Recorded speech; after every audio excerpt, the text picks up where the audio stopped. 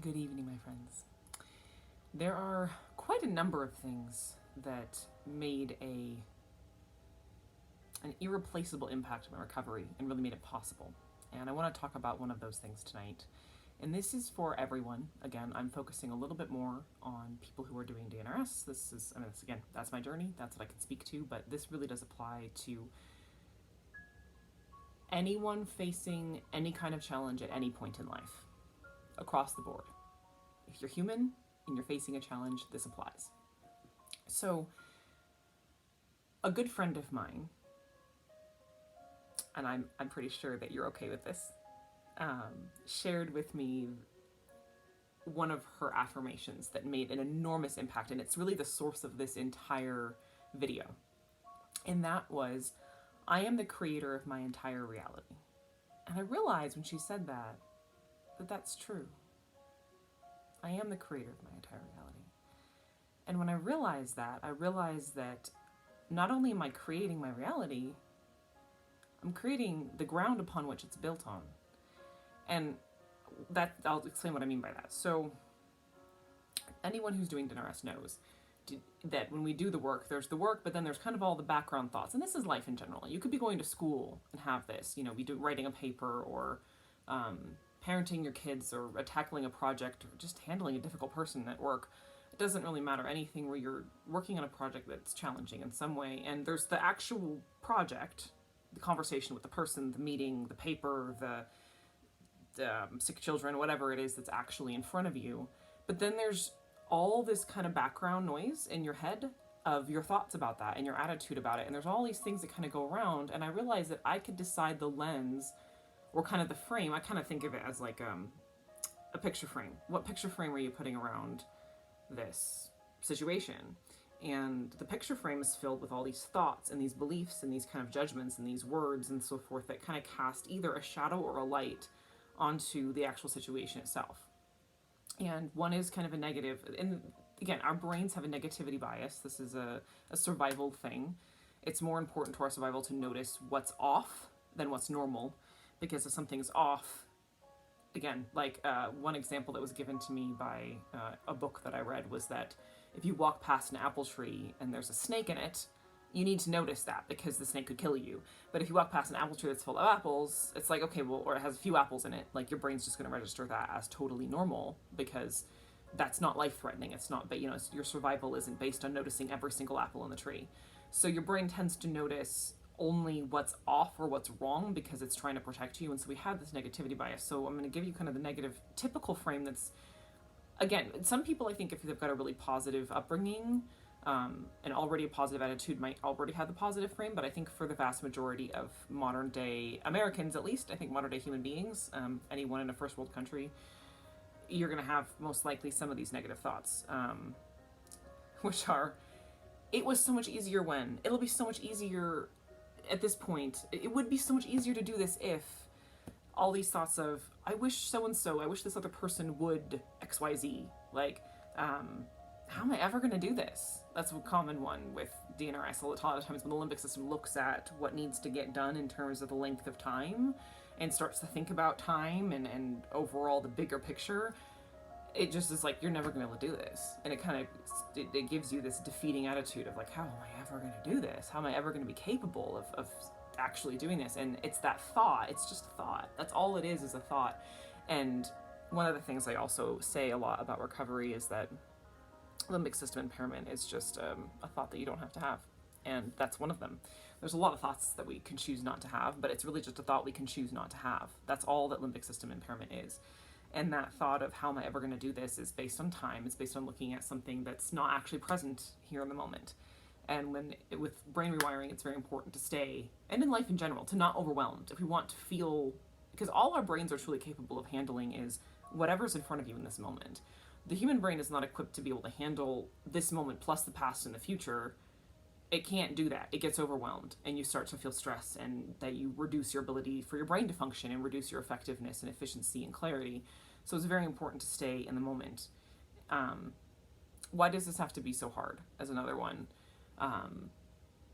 why does this have to be happening? Like, why is this happening to me right now? There's just kind of so that's kind of a sampling, because there are literally probably thousands of different variations of this negative mindset, and those are just the first ones that popped into my head. And I want you to notice that the focus is everywhere, but on what you can actually do. The focus is on everything that's not in front of you in this moment. When those questions are popping into your mind, it's on all the things that aren't real. It hasn't, like, none of those questions have anything to do with what you can actually do to change things, or how much power you have, or what's actually capable, like what's in front of you in that moment, or on any resources at all. It's only focused on the negative and on things that aren't actually present or real at all, and that are completely out of your control. It's completely a victim mindset. So that's the frame that, again, I kind of, when I realized that I am the creator of my entire reality, I realized I could change that framework and make this a lot easier for myself, because I realized that, and it was kind of being given to me by my impaired brain, but I realized I didn't have to take that. I didn't have to take this, this frame that made the process so much more difficult. I was like, I can replace that. That's part of my reality. I can replace this with something else. And so I decided to replace it with things like this. I am doing this. That's it. No conditions, no plan B. I am doing this.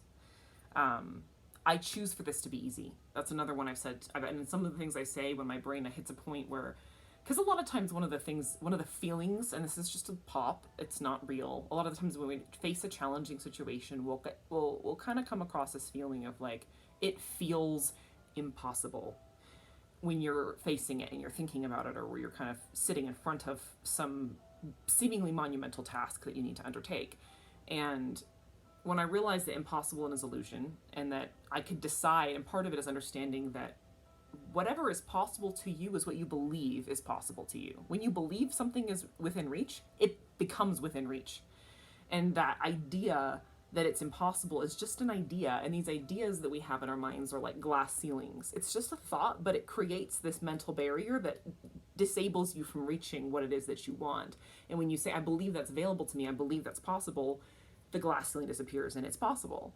So saying I choose for this to be easy, but also I choose for this to be the easiest thing I've ever done. That's a lot of times what I've said about key points in my recovery, when I realized I needed to cross a threshold into a new way of being I'd never experienced. Instead of thinking, this is scary, this is weird, this is so new, it's so different, I think, no, I choose for this to be the easiest thing that I've ever done, and it kind of leads to the next one. My desire is enough, because I want it so badly that's it. I just want it so badly, I choose to have it. That's it. Simple. That's it. Just that. Another one is the work is the only thing I care about, because that has to be the case for this to work, is to just be so focused on the process and wrapped up in the process that's all you care about is the process itself, and fine-tuning it, and getting caught up in the process of elevating your mood, of finding joy, of, kind of focusing on the task at hand, things like that. Just caught up in, the work of living in a state of love and joy and calm, and enjoying your life. And that's the most beautiful work that we could ever do, and it's the work that makes everything work. And so when that's your only priority, life becomes very enjoyable and much easier. Another one that's really powerful, well, two more, because a lot of times that frame, it's just full of a lot of clutter, just a lot of thoughts about a lot of things that don't matter and aren't relevant. And I realized that I could just choose there to be empty space instead of this clutter of thoughts that was kind of clouding my mind and making, running adrenaline, and kind of just keeping me stuck in overthinking patterns, which are really common. And I used to be like the biggest overthinker in the world, and I am no longer an overthinker at all. And it's partly because I decided to replace all of that with nothing. And so a lot of times when some old belief or pattern, as soon as it would come up into my consciousness, I'd say, and I still do, I choose nothing. And then poof, it's gone. And part of it was I got my brain to accept that I'm the creator of my entire reality, and practice that over and over and over again, and acting that out. And then over time, it became much easier. And as I would say these affirmations, I would feel the energy. I can feel the energy shift now when I say these things. And it's just a matter of repetition and teaching your brain that you're the one in charge. And then when you say these affirmations, it's incredible how much energy can clear out and how much easier it is to move forward. And speaking of moving forward, the last one of mine that I want to share is really important, because in this process, it's the only power we have is in the present moment.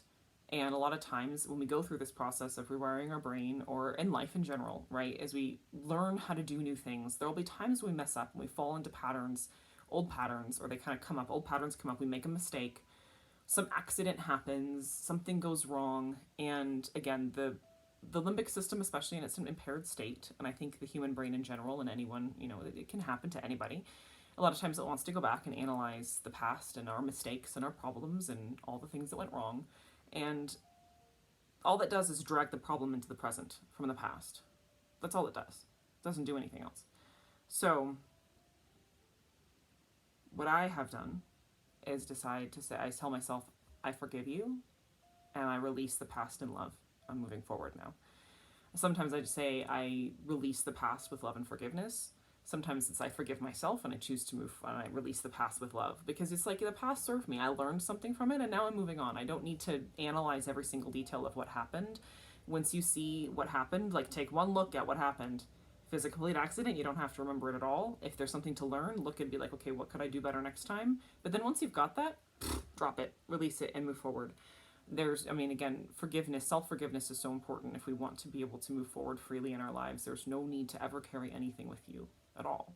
You're free to leave all of your past mistakes behind. You learn the lessons, we move forward. That's what freedom looks like. So, and as you can tell, the focus on that is entirely on what you can do. It's a very empowered mindset. All of the energy is focused on what's actually going to create change and create the outcomes that you desire. So I encourage you, if you're in a difficult situation, this is especially helpful in spikes, but it's helpful all the time. This is helpful for any situation in life across the board, to make sure that the way that you're framing a situation is full of positive empowerment instead of limiting self-beliefs or limiting beliefs and thoughts about yourself and your situation that kind of could hold you back. So that's my perspective offer. As I offer perspectives, that's my offer to you guys tonight, to see what kind of magic that can work in your life, because that is absolutely essential to move forward. That's been incredibly empowering and freeing and has made my life flow so much more easily and just made this process so enjoyable. So I offer that to you. I hope it's helpful, and I love you all.